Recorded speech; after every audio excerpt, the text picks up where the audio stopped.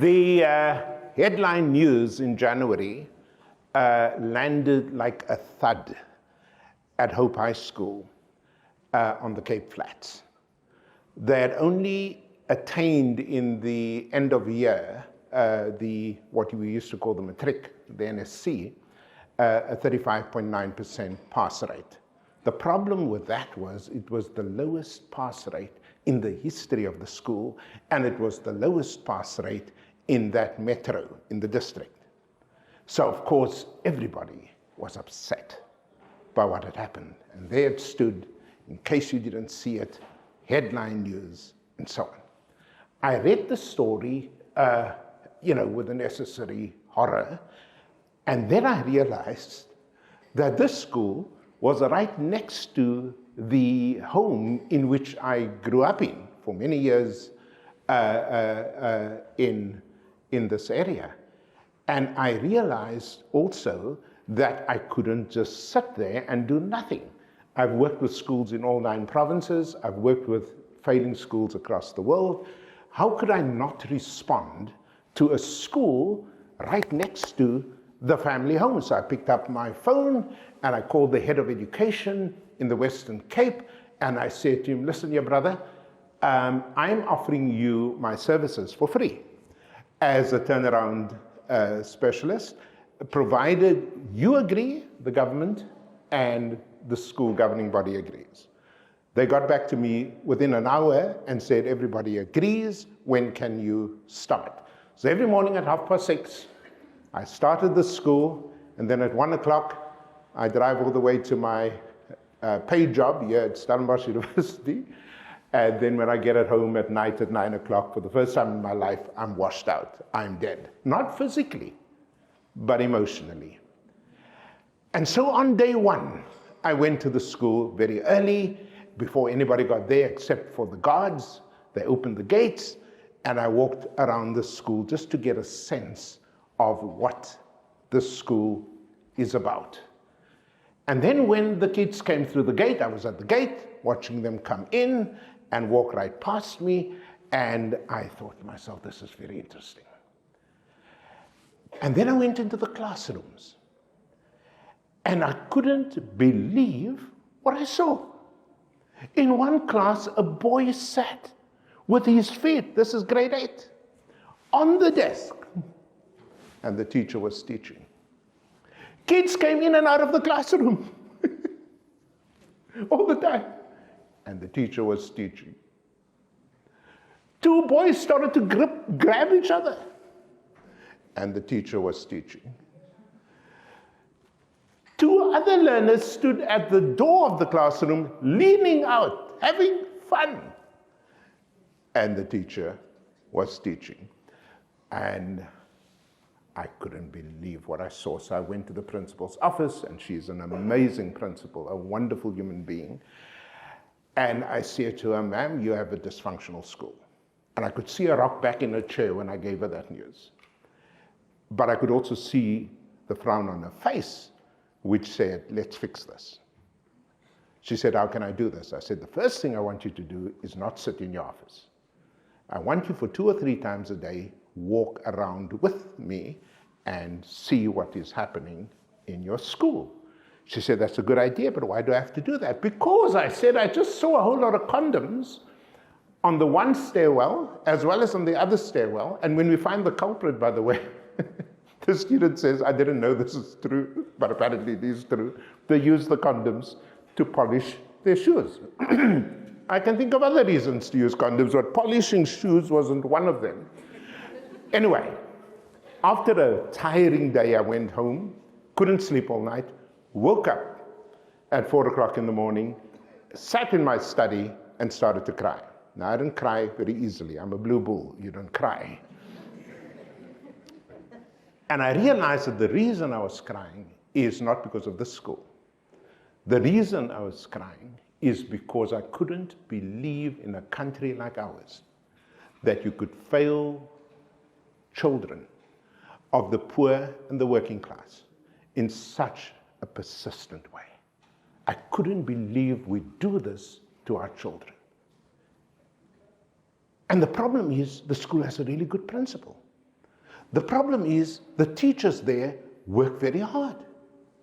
So what was going on in the school? And so I said to the teacher, I want to understand what's going on here, not just the level of leadership or management or the teaching core. Give me a class to teach.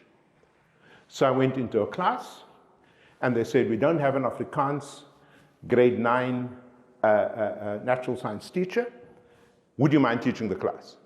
I said, of course. Afrikaans is a bit of a problem because I've never understood how nitrogen can be called stikstof, but that's another story. That's another story. And so I get into this class and I try to teach, and for 10 minutes, all I did was crowd control. All I did was to try and get the kids to settle down. And so I realized I needed to do the first thing that I know best, and that is to be tough. And I told them to sit down in language which will not endear you to me. And they got such a shock, and they sat down. And then I started to teach them as if their lives depended on it. Because you see, for that 50-minute lesson, I had prepared for 9 hours. I have a BSc degree. I understand science. But I needed to break it down in such a way that they not only understood the periodic table, but that they got excited about the periodic table. Now, just between you and me, of all the subjects in the science textbooks, the one thing you can't get excited about is the periodic table. And I taught them, and I brought them into the class, and I showed them elements, and I get them to balance chemical equations, and I got them to memorize all of the first 20 elements from hydrogen to calcium. It's atomic number, it's atomic weight, and I got them incentives to get them to do this all night. And then I consolidated in the last 10 minutes and tried to understand whether they actually understood what I just taught. The double period was over. It's a double period. And then something happened that has never happened to me in all my years of teaching in many countries. One of the kids got up and said to me in Afrikaans, "Sir, thank you for making the time to teach us." I thought, that's odd. Then another kid got up, and this really shocked me. He said, "Please don't send us back to our regular classes." There's something going on here. So we stood at the gate, closed the gate at 8 o'clock, dealt with the students, who was just 20 of them in a school of 1,200 kids. Just 20 kids. Even I knew them by their names and their nicknames, who disrupted every class, every school assembly, they were just disruptors. We dealt with them. As I said, we closed the gates. First day, there were 300 kids late outside. Parents came and shouted horrible words, you know. At one point, a brick came over the fence. Mother, don't you just love our mothers? Okay. And I realized we got a big problem here, because you cannot solve the problem simply with rules and with regulations. And so the next time I got into my class, my grade 9 science class, again, it was a Monday morning, which is the worst days, Mondays, and the day after a long weekend, after a public holiday. Those are the worst, because the kids are all agitated from where they come. And I said to them, "Look, before I teach you today, I want you to do something for me. I want you to mention one thing, just one thing, that you are grateful for, and I'll start." And so I started. And I said, "I am grateful to God for the privilege of being able to teach you, because you have taught me what it means to be human." Again, shock, because the boys are expecting the girls. Boys got up, and one boy said, "Ek is baie dankbaar. I'm very grateful that for the first time I understand the science that you're teaching." Then a girl got up, and she said, "I just want to tell you, all in Afrikaans, I'm grateful to be alive today, because where I live, you've got to be grateful that you're alive." So I realized there's something else going on. So every time somebody performed at the school badly, I would take them in the principal's office, where I have a little desk, And I make sure there's nobody around, and I ask them 3 questions. Number 1, what does your father do? My pa's a gangster meneer. My father's a gangster. What does your mother do? My ma het OD. Where do you live? In a squatter camp at the back of Capricorn.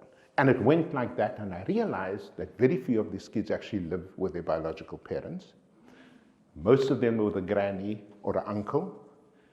And then I realized that we're doing things wrong at the school. The rules are not going to help them.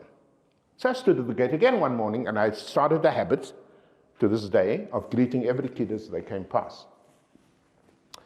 And the kid came past, 2 girls. And of course, by now they all greet. Good morning, Professor, said the one girl. The other girl didn't say a word. She went around me. And then as they went around me, but for my ears, she says to her friend, Ek groet nie eers my ma nie. I don't even greet my mother. In other words, what's the thing here with this big, fat, overweight guy expecting me to greet him? Now, for me as a social scientist, that's data. That's stuff I can work with. I now understand that we are asking them to behave in a certain way in school when they are not expected to behave in that way, many of them, in the home. So we've got a problem. Last week, some of the kids asked me for money for food because the family is food insecure. I said, no, I'm not giving you money for food. Jump in my car at school holiday. I'm driving you to Stellenbosch University right here. And I'm going to teach you how to do basic data analysis on an Excel spreadsheet with some data I needed to work with. So they came. But now I've got this kids in the car and driving along this beautiful R300 along the coastal road. I asked them a question. I said, what is your greatest fear? Man, did I have to pull that car off? Did I have to look for tissues? One of the girls said, my greatest fear is not being loved. Not being loved. And so you see, at this school, which I've called Hope High School, it's not its real name, obviously, I learned 3 things. I was reminded of 3 things. One is that every child can learn regardless of their circumstances. If you don't believe that as a teacher, you shouldn't teach. Because I saw what happened with this natural science class. And I saw the results improve. And I saw them waiting for me to come. They said, sir, you're late. We want to be taught. Seriously. And I saw the marks go up. And I saw them get excited about something as dreary as physical chemistry. Every child can learn regardless of their circumstances. The second thing that really hit me in this brief experience is that every child needs to be loved. You can't beat them over the head and expect them to connect with you. Connection is everything in education, and yet it's tough, especially in those environments, especially for male teachers to say, I really love you. And the reason I got up this morning is because I want to see a difference in your life. I'm here for you, I teach for you, I believe in you, and yes, I love you. And the third thing I was reminded of at the school is that we have one key responsibility as educators. Not to cover the ATPs, not to cover CAPs, not to get the marks up, but to give children a sense of hope, a sense that things can be better than it is at home, that things can be better than it is for all those hoodlums standing along that main road, waiting to harass these young people. How do I know this? Because not too long ago, I sat in the same seats. Thank you.